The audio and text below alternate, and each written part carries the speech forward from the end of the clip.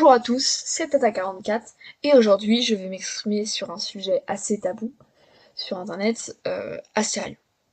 Avant toute chose, je tiens à préciser que je ne m'implique dans aucun drama et que mon avis reste le mien et qu'il ne doit en aucun cas impacter votre opinion. Bon, passons à la vidéo.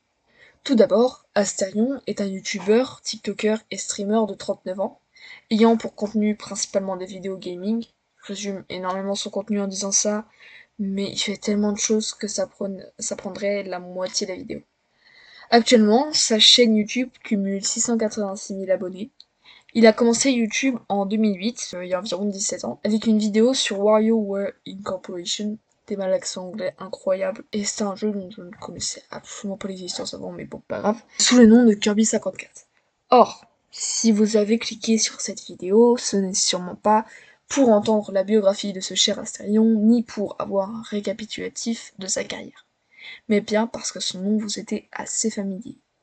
Je tenais donc à revenir sur ces dramas, et je vous préviens tout de suite, je ne retirerai pas toutes les folies et accusations qui ont été dites sur lui, même si elles sont fondées, car il n'y a aucun intérêt à répéter des choses qui ont déjà été expliquées par des youtubeurs comme Punisher, et qui m'ont été répétées maintes et maintes fois.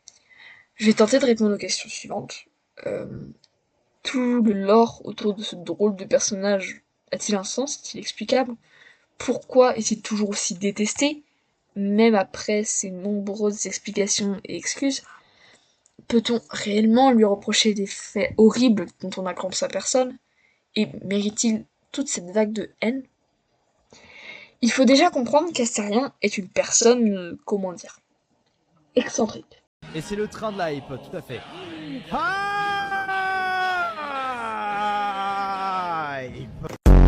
Et là, je suis en train de prendre mon air consanguin.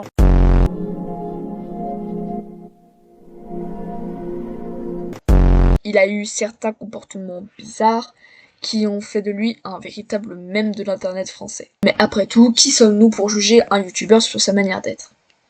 Son comportement, pour le peu étrange, lui a valu de nombreuses critiques et moqueries, mais aussi des compilations de ses moments les plus drôles qui l'ont aidé dans sa quête de reconnaissance en tant qu'influenceur. Il a même été imité par Anime 023, je pense que vous connaissez.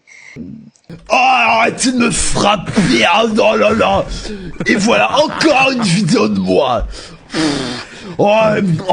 Arrête.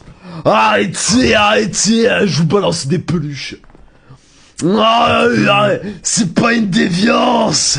Vous-même l'avez d'ailleurs peut-être découvert de cette manière. Mais on va pas se mentir que si vous l'avez découvert il y a moins de 2 ans, il y a de fortes chances que ce soit à cause de l'un de ses nombreux dramas, ou bien à cause d'une de ses fameuses sauces Twitter. Mais pourquoi finit-il toujours dans des situations pareilles? Bon, parmi les youtubeurs français qui traînent le plus de casseroles, je pense que l'on peut nommer Astérion premier, ou en tout cas dans le top 10. Que cela soit bien fondé ou non d'ailleurs. Cela étant dû à de nombreuses accusations de pédophilie, de zéophilie, de publicité pour des contenus réservés aux majeurs, de et j'en passe. Mais aussi car il a tendance à dire des choses plutôt borderline, bien que certaines d'entre elles soient sorties de leur contexte. En clair, il a de nombreuses charges au cul, et il lui arrive de se mettre lui-même dans la merde en faisant des remarques qui peuvent être très mal interprétées. De plus, il nie tout ce qui lui est reproché en utilisant toujours des arguments semblables aux précédents. C'est sorti de son contexte, j'ai été maladroit, il n'y a aucune preuve. Il se met à chaque fois dans une position de pauvre victime sans défense qui subit des diffamations de tout le monde et qui se fait harceler par le monde entier, ce qui déplaît à beaucoup de personnes qui souhaiteraient le voir avouer ses torts plutôt que de le voir toujours nier des faits qui sont souvent vérifiables. Par contre, les reproches qui lui sont faits doivent être certes pris en compte, mais ne doivent pas remplacer une enquête réalisée par les professionnels dans le cadre de la justice française. Car ce que l'on oublie souvent sur Internet, c'est que les enquêtes ont beau être faites minutieusement et avec les meilleures intentions, n'importe qui peut mentir, inventer de fausses preuves, voire même faire sortir de l'anonymat et attiser la haine sur n'importe qui. Or, derrière un écran, il y a une personne, un être humain, qui reçoit des insultes, des moqueries, des menaces de doxing, voire pire, des menaces de mort. Certes, Astérion est extrêmement controversé, mais il ne faut pas oublier qu'il subit un harcèlement constant qui doit être sûrement très désagréable. Je vous mets au défi de vivre une journée à sa place.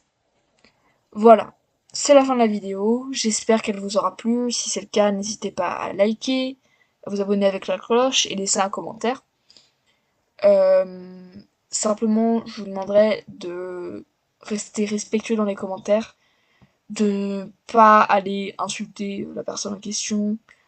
Enfin, voilà, vous connaissez l'histoire, vous savez très bien que quand on fait une vidéo sur un personnage, ce n'est pas pour aller l'insulter, c'est simplement pour informer les gens et à la limite donner son avis. Voilà, c'était Tata44, bisous! Y'a un gars qu'on appelle Astérion, à ne pas confondre avec Astéfion. Entre nous il a vraiment une drôle de passion, il aime les animés et animaux d'une drôle de façon. Les mineurs c'est seulement la deuxième option, les vide-greniers il va pas que par passion. Donc les enfants si vous le voyez faites très attention, c'est Astérion. Pas Astéfion. Un drôle de garçon. Avec ce type faut pas ramasser le savon, c'est Astérion. Pas Astéfion. Un drôle de garçon. Avec ce type faut être prudent. Le ban.